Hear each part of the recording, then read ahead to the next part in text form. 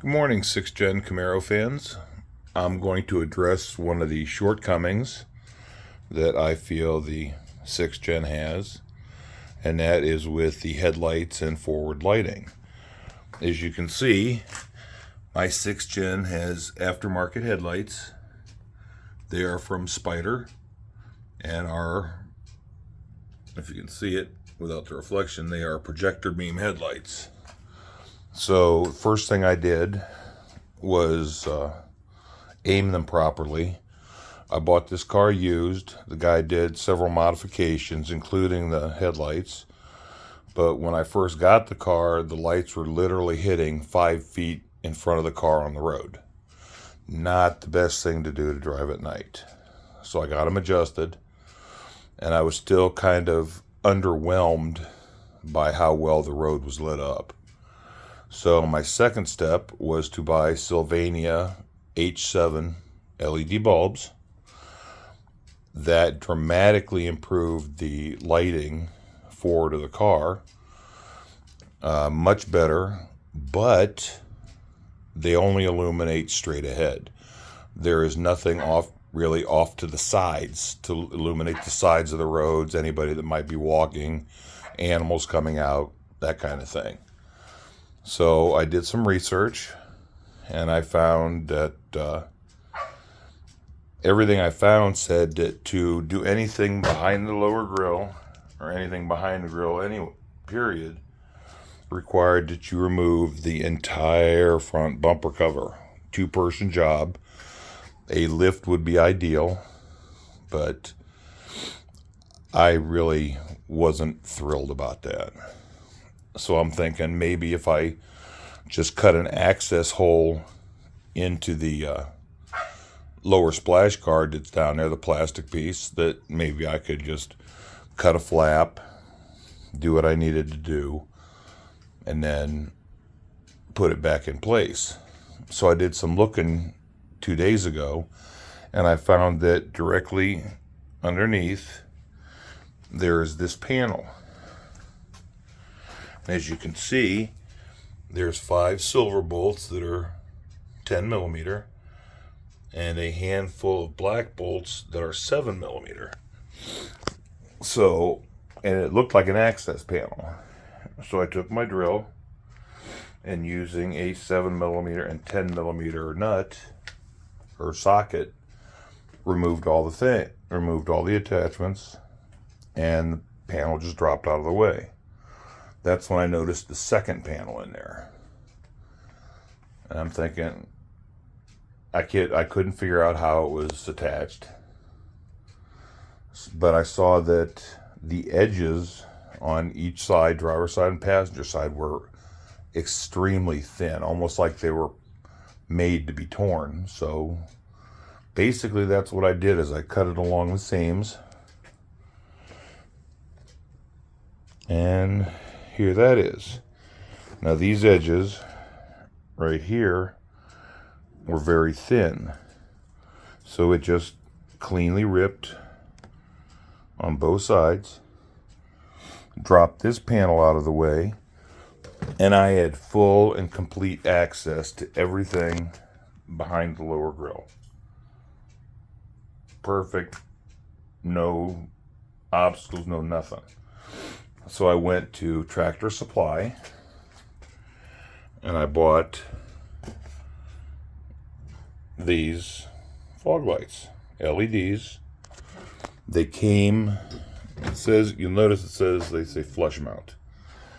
It came with these over top of the lights. All you had to do was take the patterns they gave you right here, cut out that rectangle, drill a hole on either side, and you could flush mount it in the bumper. Of course, they would be completely non-adjustable. Wherever they sat, they sat. Plus, I don't think it would look that good. So I removed those brackets and installed the standard fog light mounting. Also at Tractor Supply, I bought the wiring splitter, which is basically a Y connector, because this installation harness kit is set up, if you can see it here, for one light. The wire splitter,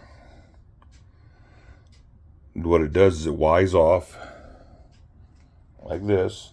You plug in the one thing from the installation kit, plug that in, now you can wire two lights. So yesterday I was up till 1:30 in the morning, or 1:30 this morning. I've got the installation complete. I've hardwired it into I've hardwired the relay into my side marker light, so the lights will come on automatically with the headlights. Under the hood, the only installation parts you see is the red power wire and fuse, and to a lesser extent, the ground wire, which I attach directly to the lug here and the power here. Now this thing comes with a ton of wiring. I've probably got about 8 feet of wiring wrapped up and tucked up underneath the bumper. It's behind the fender liner on the passenger side. And as you can see here, they're really not visible. You can see them there at this angle. But the installation is complete, all except for buttoning it up. Come over here, turn the parking lights on, and there they go. Now the only thing I have left to do is to drop the car off the jack stands, back it out, use the garage door to aim them. I'm going to deliberately aim them off to the sides, because with the LED bulbs and the projector headlights, directly in front of me is fine. It's off to the sides. So I'm going to adjust these out so where they light up on either side of the central beam of the headlights. And then make sure the elevation on them is correct, so I'm not blinding people, but at the same time I get the side visibility that I want.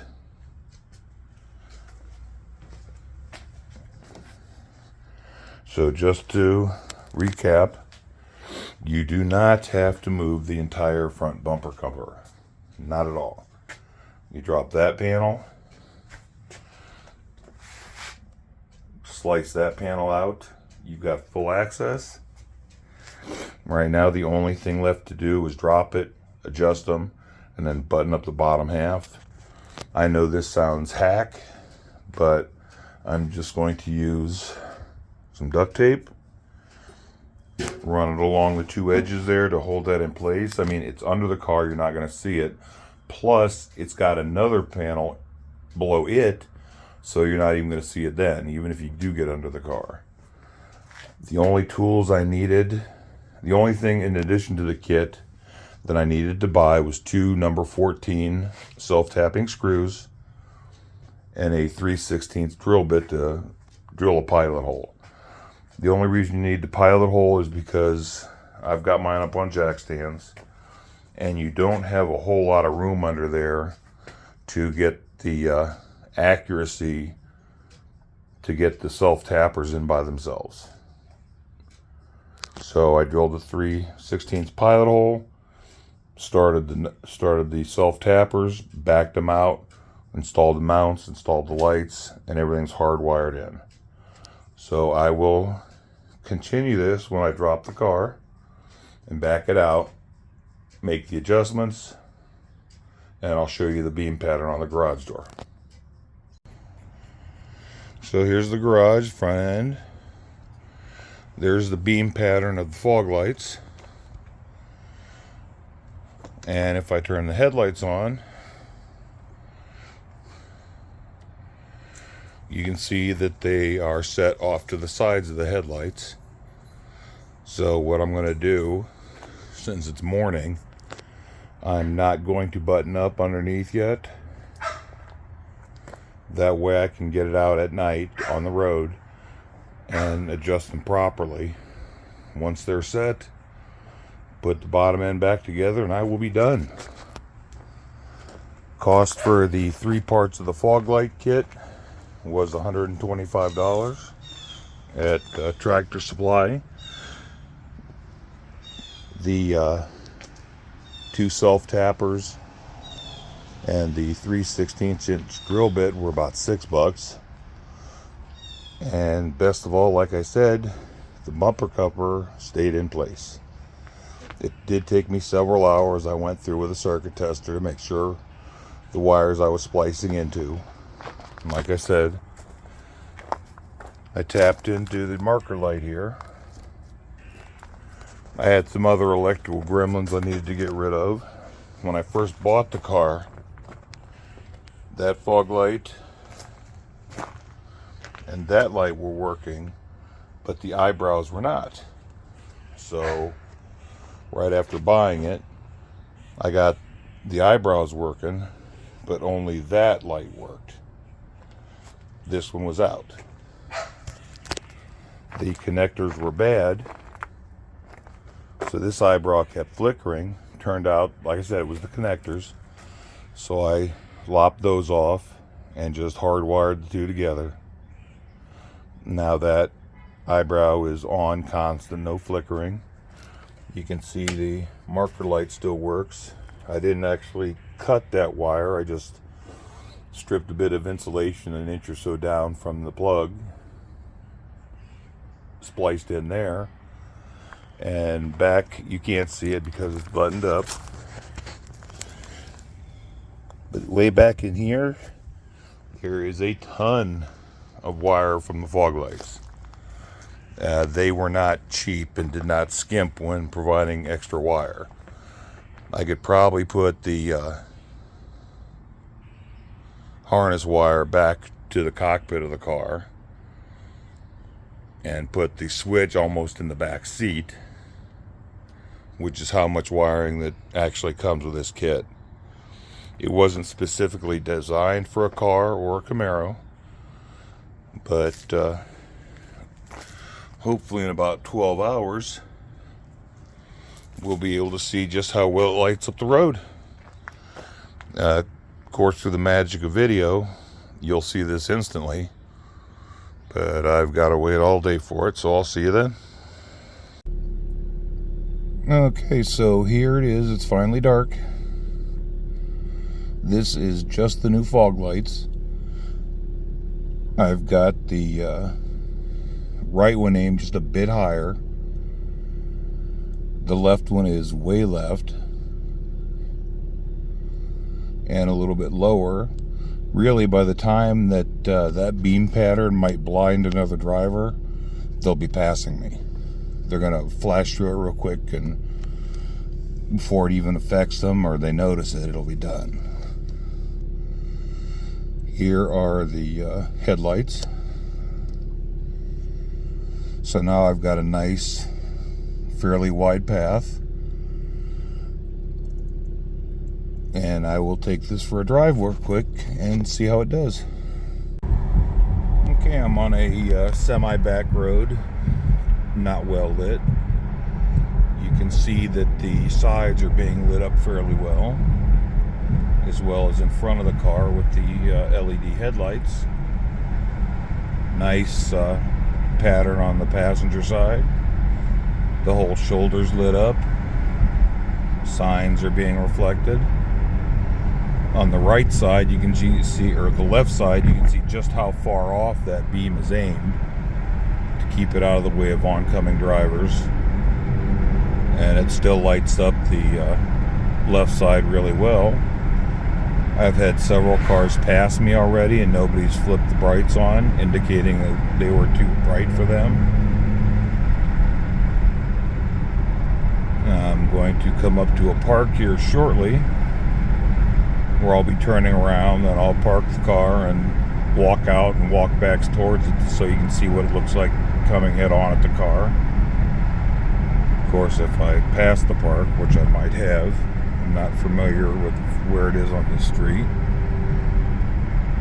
I'll just do that on my street when I get home. there's somebody with brights on.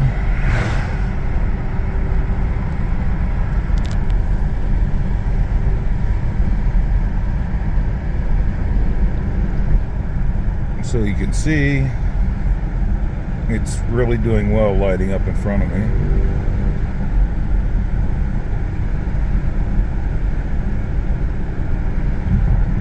So yeah, I passed the park, so I'll turn around, head home, show you coming up the street, and then I'll walk ahead of the car a little bit, turn around and walk back so you can see how they're not blinding. That was my brights real quick.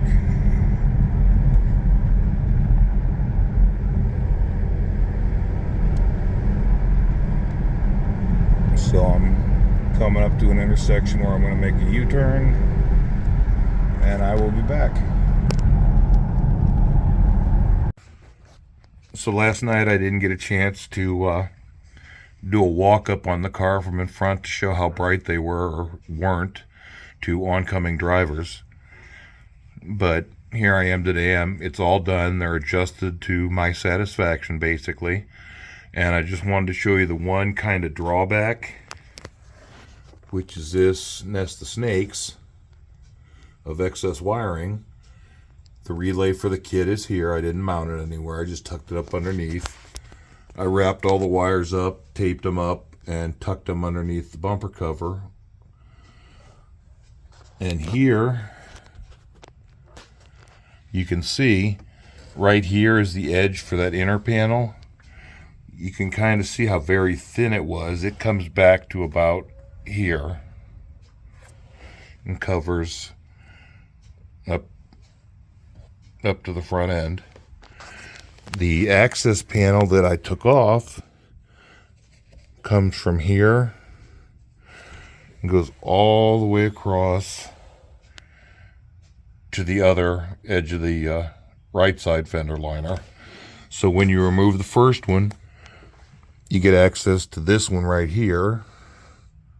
And once you do that, remove that, you can see just how much space I have to actually work. Okay, now the brace that I attached everything to is this right here. I didn't have to trim this plastic piece at all because I was able, as you can see the angle of the lights, I was able to angle that pretty well. But that's why I got the self-tapping screws, because you can kind of see up the edge of that piece. Right here, this is blind. I cannot get to the other side of this to attach the lock nut to the supplied bolts for the fog light kits. So what I did is I took the actual mounting bracket, this piece up here, and I placed it where I wanted it to be on that. I took a Sharpie marker and marked this space where the bolt's supposed to go through the mount. Did it on both sides. And then I took the 3/16 drill bit, started a pilot hole, because like you can see, there's not a whole lot of room between that brace and the ground to get any kind of pressure or leverage to start and drill a self-tapping screw. So I made the pilot hole, ran the bolts up in there, back them out, then I put the brackets in, then mounted the fog lights, ran the wires.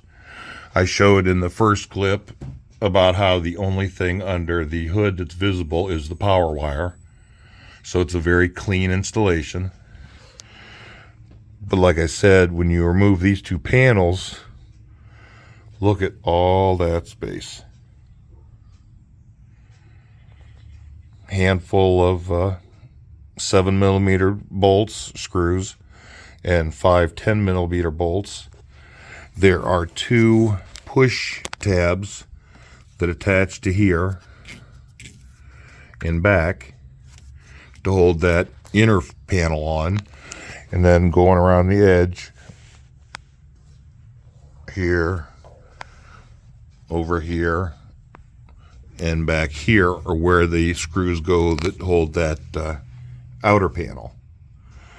So you can see that with those two removed, you got a ton of room under here. I could probably put one of those 22-inch light bars under here just as easily.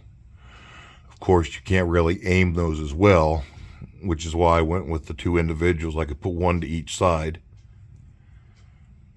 But that's it. I'm going to start buttoning this thing back up. And then once it's back together, I'll bring you back down underneath here, one panel at a time, and show you just how easy it is to take it off. Be back. So there it is. All buttoned up and reassembled. Got the 10 millimeters here. Got the 7 millimeters. All the way around.